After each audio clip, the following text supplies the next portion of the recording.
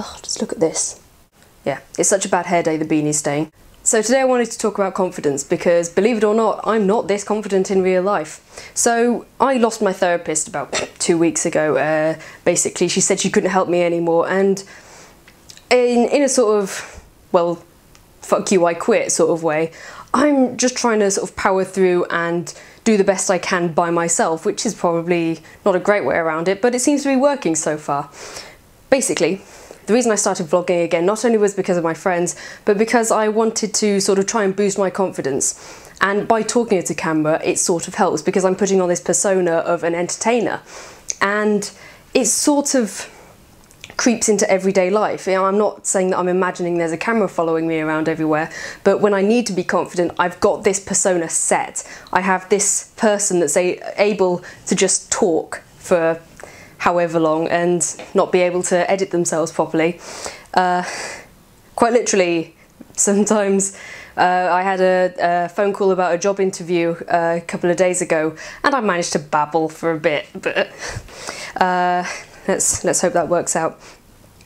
So anyway, there's a Derren Brown book that I got 7 years ago called Tricks of the Mind, and there's a brilliant part in that where he explains that confidence is not something you're born in.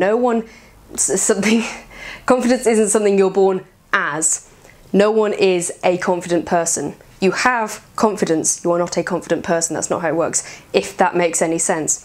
Basically, you are putting on an act of this exaggerated version of yourself, and that's what confidence is. It's the ability to put on this facade that you are confident and personable and sociable and wonderful at everything, when really you just sort of not. There you go, that was very I'm so great at this. So this ties into another theory that Derren has, which he demonstrated on another of his TV shows, where basically luck does not exist if you don't believe in it. Because if you believe that you are lucky, you will take more risks, and therefore you will be statistically more likely to be lucky. So if you believe you're unlucky, then you probably would never buy a lottery ticket. So you have no chance of winning the lottery. Whereas someone that does believe they're lucky probably would buy a lottery ticket, and statistically they are more likely to win the lottery than the other person, just because they believe they're lucky, because you think you can take more risks and win. Now, putting this all together, I promise this will all make sense eventually. So I would like to introduce or reacquaint you to the idea of faking it till you make it. And that's basically just believing you can do something until you can. Because if you believe that you're not confident, that you're not lucky, then you will never take those chances that will let you prove that you are.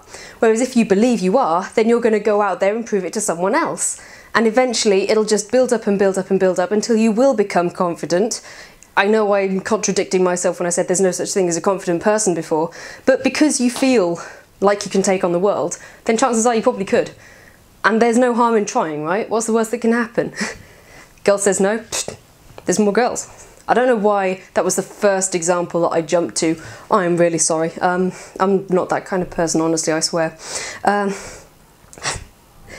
So, I mean, for the longest time this year, I've believed that I've been unemployable, that I've been a waste of society, everything. I've been working with a work coach for the last couple of months now, and her job is to make me believe that I am employable, that I am a worthwhile member of society, and it's only just starting to work. Because I've had that mindset for so long. But now, in the last couple of weeks, having lost my therapist and just thinking, whatever, I'm going to fucking prove them. Yeah. I'm going to go out and I'm going to get a job, and I'm going to do really well at it. So it's all about just faking confidence and then running with it until you get something. And I would heartily suggest that you try that too if you haven't already. And it's home time, so there's loads of kids going past the garden. Right, so yes, I'm going to sign off before Dad comes home.